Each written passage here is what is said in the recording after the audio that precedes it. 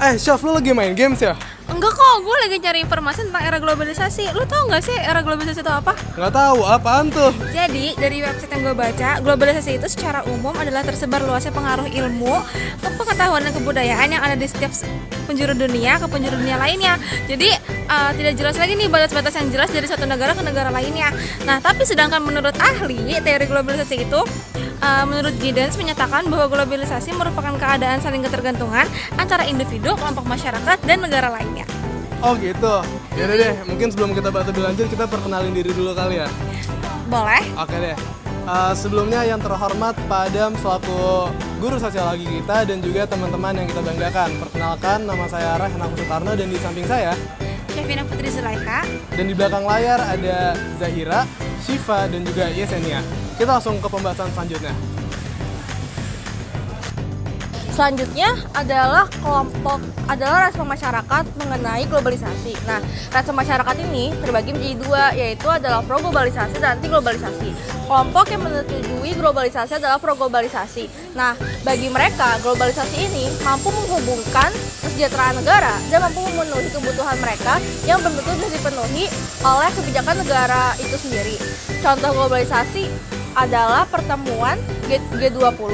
G20 sendiri adalah pertemuan multilateral antara 20 negara yang mempunyai ekonomi yang besar dan mempengaruhi bagi dunia.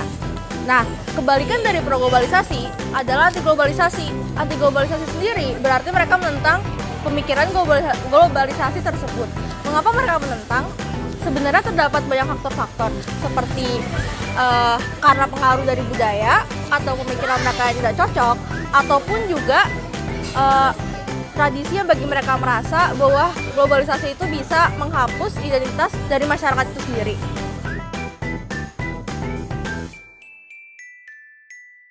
Nah, selanjutnya kita masuk ke bagian dampak positif dan dampak negatif dari era globalisasi. Nah, tentunya yang pertama ada dampak positif. Dampak positifnya adalah yang pertama, kita itu bisa tentunya berkenalan dengan orang-orang di seluruh dunia dan juga memudahkan kita untuk mencari informasi. Selanjutnya dampak negatif. Dampak negatifnya adalah kesenjangan sosial. Karenanya adanya sosial media, kita tuh jadi tahu mana yang banyak artis yang lebih sombong dan juga menunjukkan hal-hal yang dipamerkan. Jadi pasti ada aja orang yang rasa ketimpang dari kesombongan tersebut. Lanjut.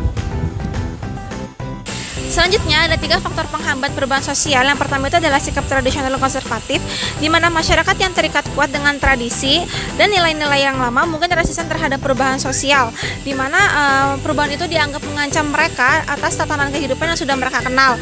Lalu keinginan untuk mempertahankan budaya dan identitas lokal terkadang dapat menghalangi ide-ide baru dan inovasi. Lalu yang kedua ada ketidaktahuan dan ketakutan akan hal baru, di mana kurangnya informasi dan edukasi tentang manfaat perubahan sosial dapat menyebabkan masyarakat ragu dan takut untuk terlibat dalam proses tersebut.